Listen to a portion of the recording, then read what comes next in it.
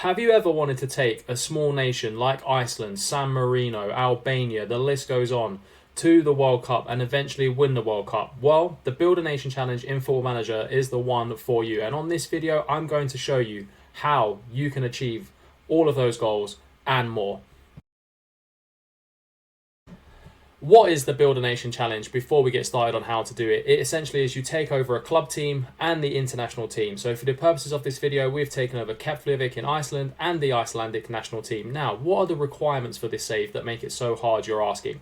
The requirements are you need to make the Icelandic league the biggest league in Europe. So surpassing leagues like England, Spain, Germany, Italy. That's going to be tough in itself. And also along the journey as well is winning all of the trophies in Iceland, winning all of the European trophies, ultimately winning the Champions League with an Icelandic team. And then you're not done there, because you have to manage an international team as well, as we mentioned, and you have to manage Iceland at the same time if we're using this example. So the idea would be to win the Euros and to win the World Cup with a team full of Icelandic players. And if you don't already, if you could like this video and subscribe to the channel, it would mean a hell of a lot to me. Now, let's get into why we picked Keflavik. The reason being is it's great training facilities, great youth facilities, adequate academy coaching, and above average youth recruitment. This is going to save you money in the long run. So you don't have to spend too much money on training facilities and youth facilities. If they were poor or adequate, you're going to have to spend millions of pounds to upgrade them. You're still going to have to spend those millions of pounds to get them to excellent and exceptional. But this is a great start. I would prioritize youth facilities, junior coaching, and youth recruitment over training facilities if you have to choose between the two. So if money's tight, youth facilities, junior coaching, youth recruitment, get them up as soon as you can, because you want to get the best regens through your academy as soon as possible. And the facilities do play a big part in that. Training facilities will be the next thing I'd upgrade. And I would recommend not spending too much money on transfers initially. So hoarding your money, spending it on developing the club, and really do pester the chairman to put up those facilities, because this is what's going to drive those new gens into your national team, making the national team job easier, and at club level making it easier because you can sell on these young players to bigger clubs initially. The next tip is to not pick a big team in that nation, because what you have to do is build up that nation's league as well. So there's no point picking the biggest and best team in that nation, because the rest of your league will struggle. So as you can see here, Iceland Premier Division is 62nd in the competition reputation, and you've got to try and get that all the way to number one. So you need to make sure that your league is strong. So by not picking the biggest and best team, this will help your league, because you're putting another good team. You're going to build your squad and you're going to become the second and then the best team in the league.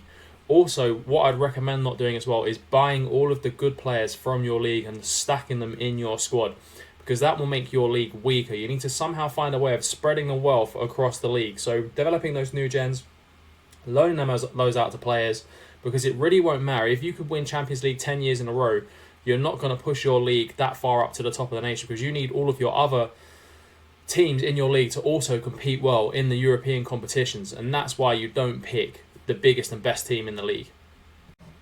Next is getting the staff in at club level and making sure that you've got the best of the best when it comes to head of youth development, because this is the person that is going to find those young players to fill up your youth teams. I'm using Neil Barth here as head of youth development, who's currently at Chelsea, and this is the gold standard of head of youth developments that you want to get into your club. Now, you're not going to be able to attract them straight away, so you've got to get the best that you can currently, and once you build up your league's reputation and you build up your club's reputation, you'll be able to attract staff members like Neil Barth, who really will push those new gens coming through your academy forward. And again, it feeds into the national team.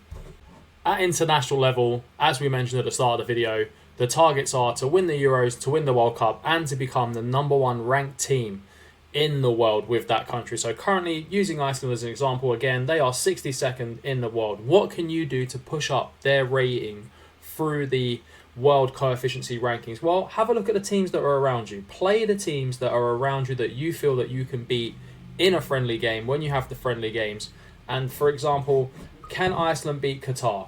I reckon you could beat Qatar. They're ranked well above you. You'll get a lot of ranking points for beating them. It's an easy win. Can Iceland beat teams like Saudi Arabia? 100% you could beat Saudi Arabia if you were Iceland. Although they did beat Argentina in the World Cup, but that is a different question. But yeah, like I said, play the teams that are around you. Beat the teams that are above you that you feel you can beat.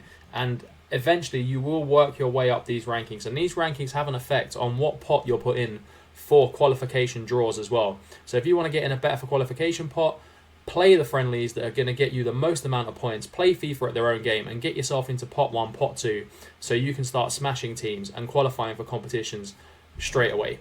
Take the Nations League very seriously at international level. A lot of us see it as another competition, but this on a Build a Nation challenge is a perfect way to get promoted into a pot B, a pot A from a pot C and D. And that will help you again with those rankings points that we were just speaking about, pushing you up FIFA's coefficiency ratings, beating teams that are in and around you as well, because they'll be the same sort of level as you to start off with.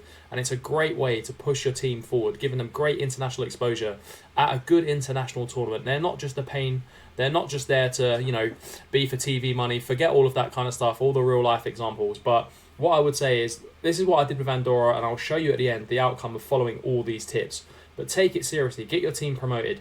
Play your best team all the time. Get that gel with your squad and really win those points that you need to take to push up the FIFA rankings to get Iceland as being one of the best nations in the world. Using the tips in this video, I managed to do this with Andorra. We're 65th in the world now from being one of the worst teams in the world, and we're competing on the international stage as well. We're in the Nations League Group C also, which is massive for Andorra, and we also had big success in the Euros, managing to get all the way to the semi-final, only missing out on the cruelest way on penalties to Austria. So these tips actually work, they genuinely work, and here they are in practice. I would use them. Go out and be whichever nation you want to be. You can make it easier for yourself, you can make it hard for yourself, but there's so much rewarding in doing a small nation and building them into a big world powerhouse. And I will see you on the next video on these tips and tricks series. Let me know what tips and tricks you want in the comments below, and we will post as many videos as we need.